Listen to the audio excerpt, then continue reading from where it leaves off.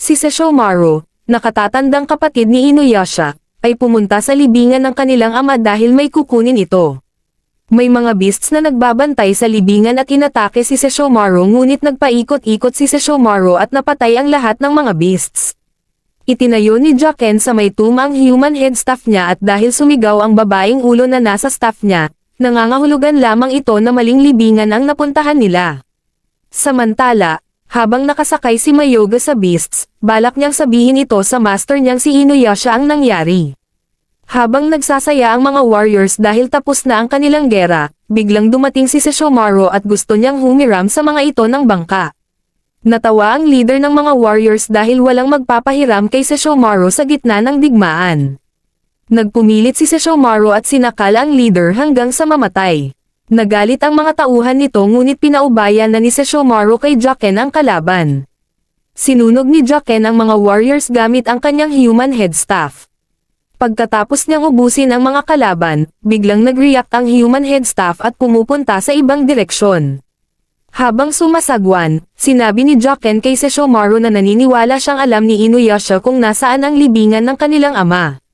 Nilunod ni Sesshomaru si Jaken dahil ayaw niyang marinig ang pangalan ng kanyang kapatid at alam niyang ito ay patay na ngunit sabi ni Jaken na nawala na ang spell na ginamit kay Inuyasha at ang kanyang staff ay nag-iiba ng direksyon kaya naniniwala siya na may kinalaman ito sa pagkagising muli ni Inuyasha. Gustong gamutin ni Kagome ang sugat ni Inuyasha ngunit ayaw ni Inuyasha dahil mabilis gumaling ang sugat niya at hindi naman siya mortal na katulad nila. Biglang dumating si Miyoga upang inform kay Inuyasha na inatake ni Sesshomaru ang libingan. Tinanong ni Inuyasha kung bakit niya inabandona ang libingan. Sabi ni Miyoga na ang libingan na iyon ay bato lamang at hindi tunay. Hindi alam ni Miyoga kung nasaan ang tunay ng libingan ng kanilang ama. Pinag-usapan pa nila ang tungkol sa ama ni Inuyasha at ito ay isang phantom dog na pinagharian ang Western Region. Nang tanungin ni Kagome ang tungkol naman sa ina ni Inuyasha ngunit ayaw ni Inuyasha na marinig ang tungkol dito at sinabi na patay na ang nanay niya matagal na. Hindi alam ni Kagome kung may sinabi ba siyang mali at tinanong niya lamang ang tungkol sa nanay nito. Sabi ni Miyoga na laging galit si Inuyasha kapag ang usapan ay napunta sa kanyang nanay.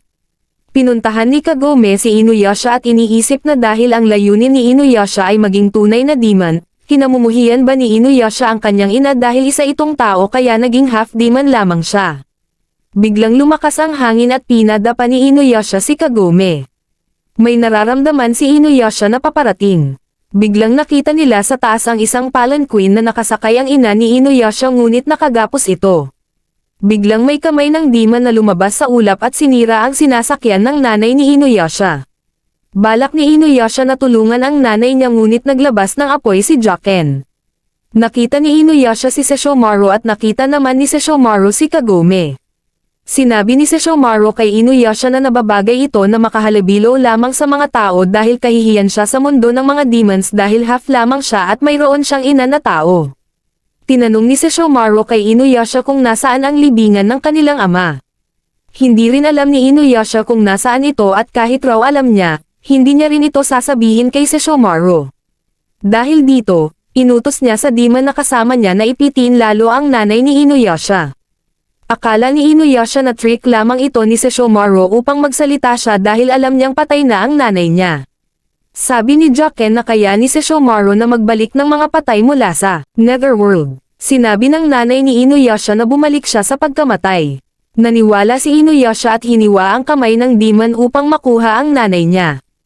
Inutos ni Inuyasha kay Kagome na kunin ang nanay niya at tumakbo ngunit hindi ito hahayaan ni Sesshomaru. Kukunin ng demon ang dalawa at prinotektahan ito ni Inuyasha. Biglang may bilog na kristal na binuo ang nanay ni Inuyasha at nawala ang tatlo. Isa sa mga plano ni Jaken ang nangyari. Bigla silang napunta sa lugar na parang panaginip at ininform ng nanay ni Inuyasha na malapit na sila sa spirit world. Babalik na raw ang nanay niya sa spirit world dahil kung tutuusin patay na talaga siya. Habang wala pang malay si Kagome, nakipag-usap si Inuyasha sa nanay niya. Humingi ng tawad ang nanay niya sa kanya dahil iniwan na niya agad si Inuyasha musmos pa lamang at alam niya na nagdusa si Inuyasha at wala nang nagmahal sa kanya. Nagising na si Kagome at hindi siya makagalaw. Tiningnan ni Kagome ang refleksyon ng nanay ni Inuyasha sa tubig ngunit wala itong mukha at napagtanto na hindi ni Inuyasha na nanay ito. Sinubukan niyang i-inform si Inuyasha ngunit hindi rin siya makapagsalita. Binato ng nanay ni Inuyasha ang mga petals ng bulaklak at pinatingnan nito kay Inuyasha ang tubig. Nakita ni Inuyasha ang kanyang kabataan at lagi siyang niyayakap ng kanyang ina. Ginawa rin ng nanay ni Inuyasha ang pagyakap ngayon.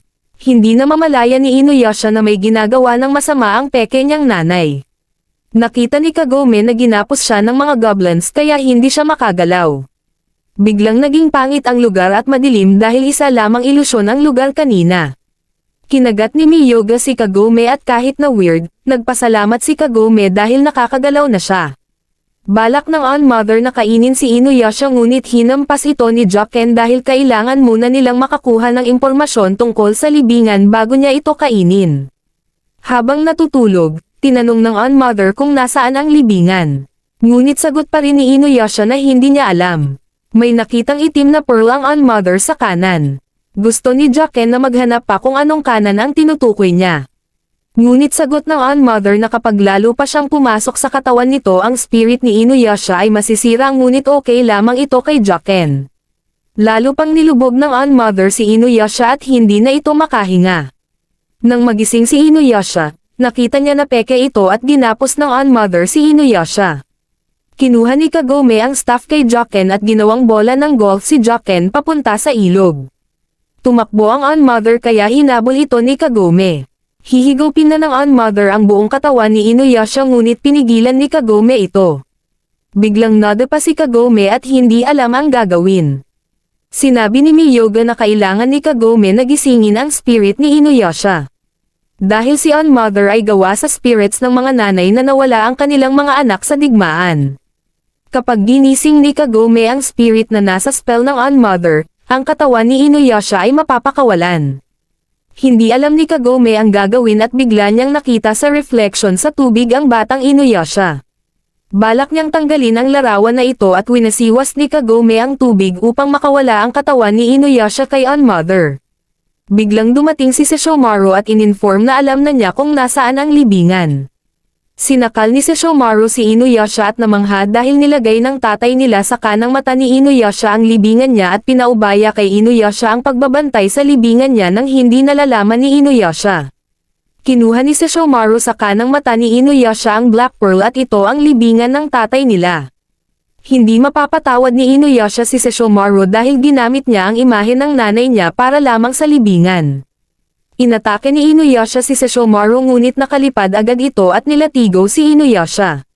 Balak na ni Sesshomaru na tapusin si Inuyasha ngunit prinotektahan siya ng On-Mother. Nagtataka si Kagome at pinaliwanag ni Miyoga na ang On-Mother ay isang demon na puno ng motherly love. Natural lamang na gusto nitong protektahan ang kanyang anak. Tinawag ni Sesshomaru si Joken at binigay ni Joken kay Sesshomaru ang staff. Ginamit ni Sesshomaru ang staff upang magbukas ang isang portal papunta sa libingan ng tatay nila. Pumasok na sa portal si Sesshomaru at Joken at ininform ni Miyoga kay Inuyasha na balak kunin ni Sesshomaru ang treasure ng kanilang ama. Walang pake si Inuyasha sa treasure ngunit susunod siya sa kanila dahil hindi niya mapapatawad si Sesshomaru sa paggamit sa imahe ng kanyang ina. Nauna na si Kagome sa pagpasok at sumunod na rin si Inuyasha. Balak ni Sesshomaru na kunin ang Tetsusaiga, isang sword na kayang pumatay ng 100 beast sa isang hiwa lamang. Habang kinukuha, mayroong spell na nilagay ang kanyang ama kaya hindi makuha ni Sesshomaru ang sword. Pagdating ni Inuyasha, inatake niya na agad ang kuya niya ngunit nakaiwas ng mabilis si Sesshomaru. Inutos ni Miyoga na kunin ni Inuyasha ang Tetsusaiga dahil hindi kaya ni Sesshomaru at maaaring si Inuyasha ang nararapat ang mag-wield nito. Wala talagang pake si Inuyasha sa treasure ng tatay niya at patuloy na inatake si Sesshomaru ngunit parehas lamang ang resulta. Dahil hindi nakikinig, inutos ni Kagome si Inuyasha na kunin ang Tetsusaiga at dahil hindi kaya ni Sesshomaru na kunin ito at kapag madali lamang nakuha ni Inuyasha ang sword, ang pride ni Sesshomaru ay masisira at ito ay kahihiyan para kay Sesshomaru. Gustong makita ni Inuyasha na mapahiya si Sesshomaru kaya sinubukan na ni Inuyasha na kunin ito. Immune sa spell si Inuyasha nang hawakan ang sword ngunit hindi pa rin ni Inuyasha makuha ang sword. Nagalit si Inuyasha kay Miyoga dahil akala ni Inuyasha na mapapahiya na niya si Sesshomaru at siya talaga ang karapat-dapat na mag-wield ng Tetsuzaiga. Nayayamot na si Sesshomaru dahil masyado silang patawa at inatake na si Inuyasha. Nahuli ni Sesshomaru si Inuyasha at balak na gamitin ang kanyang mga poison claws ngunit nakaiwas si Inuyasha at nakatakas. Nalatigaw pa rin ni Sesshomaru si Inuyasha at balak na tumulong si Joken ngunit inapakan siya ni Kagome. Inatake ni Joken si Kagome at napabagsak niya si Kagome. Walang laban si Inuyasha kay Sesshomaru at balak nang tapusin si Inuyasha at wala na itong takas. Dahil dito, naaksidente ni Kagome na makuha ang sword at natigilan rin si Sesshomaru. Nagulat ang lahat dahil ang tao pa na si Kagome ang nakakuha sa sword imbis na si Sesshomaru at Inuyasha.